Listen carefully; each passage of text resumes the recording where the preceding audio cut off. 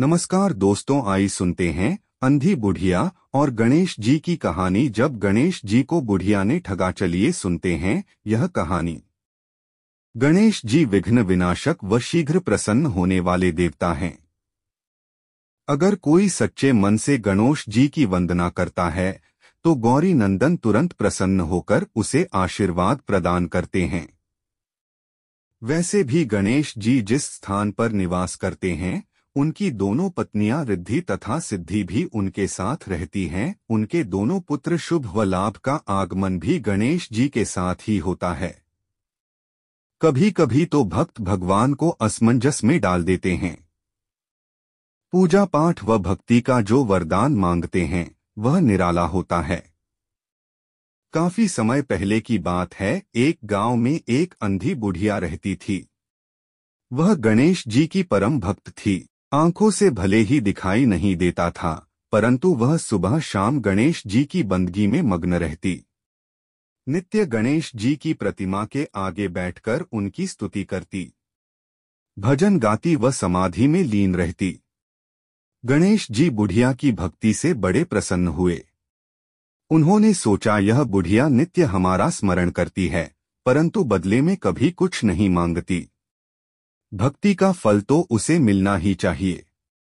ऐसा सोचकर गणेश जी एक दिन बुढ़िया के सम्मुख प्रकट हुए तथा बोले, माई, तुम हमारी सच्ची भक्त हो। जिस श्रद्धा व विश्वास से हमारा स्मरण करती हो, हम उससे प्रसन्न हैं। अत तुम जो वरदान चाहो हमसे मांग सकती हो। बुढ़िया बोली, प्रभो, मैं तो आपकी भक्ति प्रेम भाव से करती हूँ, मांगने का तो मैंने कभी सोचा ही नहीं।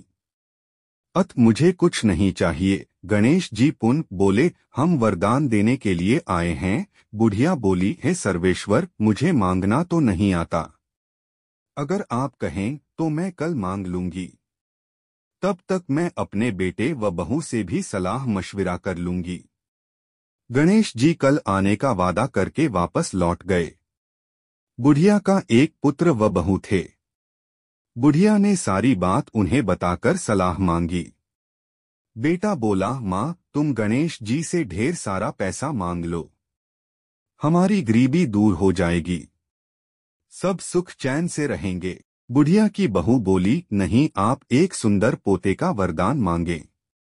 वंश को आगे बढ़ाने वाला भी तो चाहिए। बुढ़िया बेटे और बहू की बातें सुनकर असमंजस में पड़ गई।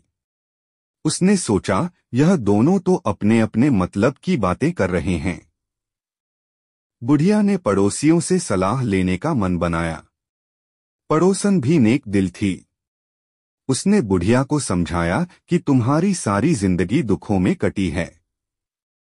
अब जो थोड़ा जीवन बचा है वह तो सुख से व्यतीत हो जाए। धन अथवा पोते का तुम क्या करोगी? अगर तुम्हारी आंखें ही नहीं हैं तो यह संसारिक वस्तुएं तुम्हारे लिए व्यर्थ हैं। अत तुम अपने लिए दोनों आंखें मांग लो। बुढ़िया घर लौट आई। बुढ़िया और भी सोच में पड़ गई। उसने सोचा, कुछ ऐसा मांग लूं जिससे मेरा, बहू व बेटे सबका भला हो। लेकिन ऐसा क्या हो सकता है? इसी उधेड़तुन में सारा दिन व्यतीत हो गया।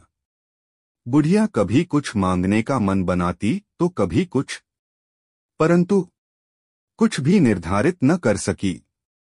दूसरे दिन गणेश जी पुनः प्रकट हुए तथा बोले, आप जो भी मांगेंगे वह हमारी कृपा से हो जाएगा। यह हमारा वचन है। गणेश जी के पावन वचन सुनकर बुढ़िया बोली, हे गणराज, यदि आप मुझसे प्रसन्न हैं तो कृपया मुझे मन इच्छित वरदान दीजिए। मैं अपने पोते को सोने के गिलास में दूध पीते देखना चाहती हूँ। बुढ़िया की बातें सुनकर गणेश जी उसकी सादगी व सरलता पर मुस्कुरा दिए। बोले, तुमने तो मुझे ठग ही लिया है। मैंने तुम्हें एक वरदान मांगने के लिए बोला था, परंतु तुमने तो एक वरदान में ही सब कुछ मांग लिया। तुमने अपने लिए लंबी उम्र तथा दोनों आंखें मांग ली हैं। बेटे के लिए धन व बहू के लिए पोता भी मांग लिया। पोता होगा, ढेर सारा पैसा होगा, तभी तो वह सोने के गिलास में दूध पिएगा। पोते को देखने के लिए तुम जिंदा रहोगी तभी तो देख पाओगी। अब देखने के लिए 2 आंखें भी देनी ही पड़ेंगी। फिर भी वह बोले, जो तुमने मांगा वे सब सत्य होगा। यूं कहकर गणेश जी अंतर्ध्यान हो गए। कुछ समय पाकर गणेश जी की कृपा से बुढ़िया के घर पोता हुआ। बेटे का कारोबार चल निकला तथा बुढ़िया की आंखों की रोशनी वापस लौट आई। बुढ़िया अपने परिवार सहित सुखपूर्वक जीवन व्यतीत करने लगी। अगर आपको गणेश जी का यह कहानी अच्छा लगा तो हमारे चैनल ज्ञान फोल्डर को सब्सक्राइब जरूर करें और कमेंट में जय श्री गणेश जरूर लिखें। विघ्नहर्ता आपकी विघ्नों को हरे।